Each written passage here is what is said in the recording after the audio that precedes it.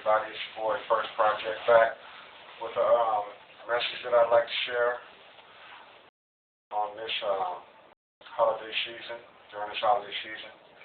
And it's basically part 5 of the character of man today. And this part is called Unholy and without natural affection. Unholy and without natural affection. Okay, the disappearance of natural affection has produced some dire consequences in the same time. Ungodly acts have become increasingly intense. For example, the despicable practice of women having babies and throwing them away in garbage cans. Families in underdeveloped countries selling their children into slavery and prostitution.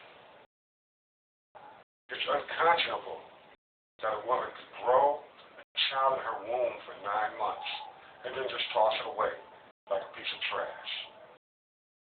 The natural affection for human life has been erased in these last days. It's sickening to confess the truth about our world today.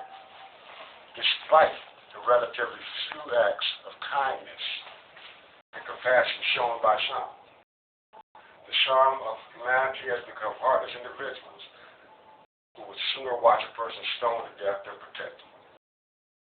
I can remember a particular incident that occurred years ago when I was in high school.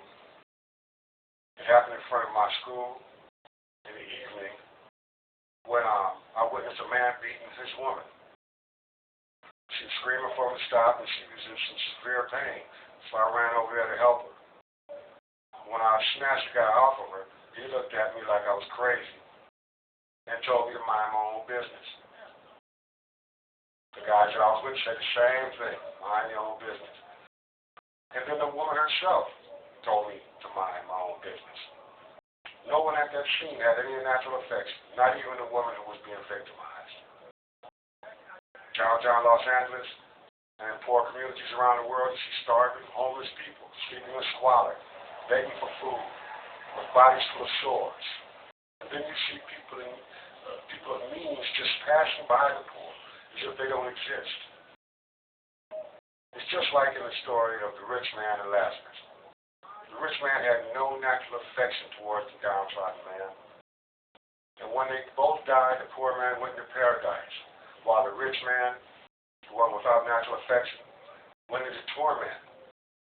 The same fate awaits all who are without natural affection. It's a symbol, it's shameful how a man can allow his fellow man to live in such dire poverty and squalor. To see anyone in such a condition should tear a hole in your heart and motivate you to do whatever you can to help. True, there are organizations that devote themselves to helping the needy. However, they are far too few, and their success is dictated by those who fund them. Of course, funding is based on the temperature of the economy, which is not good at this time. This wouldn't be a problem if the majority of those who have the means to help did so regularly and with sizable donations.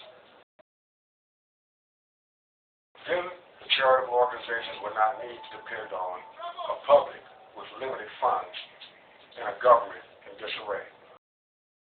There was a time when blood was thicker than water. It used to be that families would come to the aid of each other in a heartbeat. Those days are long past. It's now every man for himself. Take, for example, the Mendez brothers. They actually murdered their parents in a most brutal way just to steal their money. Or on a more mainstream level, what about the young adult who allows their grandparent to lose their public housing because they were either using or selling drugs at the house? Can they say that they have any natural affection for their loved ones? I think not. And we won't even go into spouses who regularly and blatantly cheat on their significant other.